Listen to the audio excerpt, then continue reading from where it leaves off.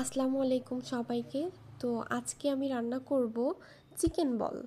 তো তার জন্য আমি নিয়ে নিয়েছি আলু এবং নিয়ে নিয়েছি মুরগির মাংস। মুরগির মাংসের বুকের অংশটা অর্থাৎ হাড্ডি ছাড়া যে অংশটা সেটা নিয়ে নিয়েছি এবং আমি সেটা থেতিয়ে নিয়েছি। এবার আলু আর মাংসটা একসাথে সিদ্ধ বসিয়ে দিয়েছি। ওর ভেতর দিয়ে দিয়েছিলাম লবণ। আমার সিদ্ধ করা হয়ে গেছে। এখন আমি আলুটা ভালো করে ভর্তার মতো করে নিয়েছি। এরপর দিয়ে দিলাম মাংসের পিসগুলো। এবার আমি সুন্দরভাবে ভর্তা করে নিব। এবার আমি দিয়ে দিব তার ভেতর পরিমাণ মতো লবণ, দিয়ে দিচ্ছি মরিচের গুঁড়া, তারপর দিয়ে দিলাম হলুদের গুঁড়া, তারপর দিয়ে দিচ্ছি শুকনা মরিচের গুঁড়ো, তারপর দিয়ে দিব জিরার গুঁড়ো। দিয়ে দেওয়ার পর এখন আমি দিয়ে দিব পেঁয়াজ, দিয়ে দিচ্ছি পেঁয়াজ। এরপর দিয়ে দিব রসুন বাটা। রসুন বাটা দেওয়ার পর আমি দিয়ে দিচ্ছি হালকা একটু ময়দা। ময়দা দেওয়ার পর এটা সুন্দরভাবে মাখায় নিতে হবে, একদম ভর্তার মতো করে মাখায় নিতে হবে। এই যে আমার মাখানো রেডি।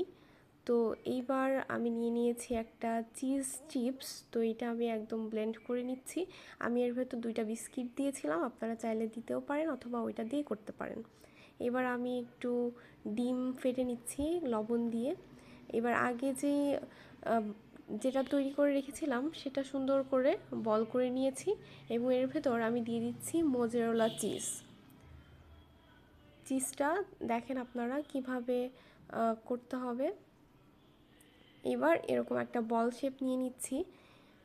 নিয়ে এবার আমি ডিমের যে ঘন স্ট্রটা বানিয়েছিলাম এটার ভেতর দিয়ে দিচ্ছি। এটাকে চিজের ভেতর একটু উলটপালট করে রেখে দিচ্ছি। তো এইভাবে আমি সবগুলা বানাই নিব। বানানোর পর এবার ফ্রাইং প্যানের ভেতর দিয়ে দিলাম তেল। তেলটা গরম হওয়ার পর আমি আস্তে আস্তে সবগুলো দিয়ে দিব।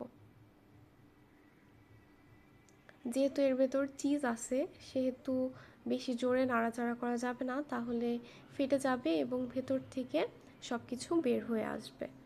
তো এই পর্যায়ে আমি আস্তে আস্তে করে নেড়ে নিচ্ছি। যেহেতু আলু এবং মাংসটা সেদ্ধ করা, তো বেশি ভাজা লাগবে না, একটু উলটপালট করে ভাজলেই হবে। তো এই যে আমার চিকেন বলটা রেডি। আর দেখেন ওর ভেতর চিজটা কত সুন্দর লাগতেছে, খেতেও অনেক মজা হয়েছিল। তো আপনারা যদি চান এভাবে করে খেতে পারেন। ধন্যবাদ সবাইকে। আল্লাহ হাফেজ।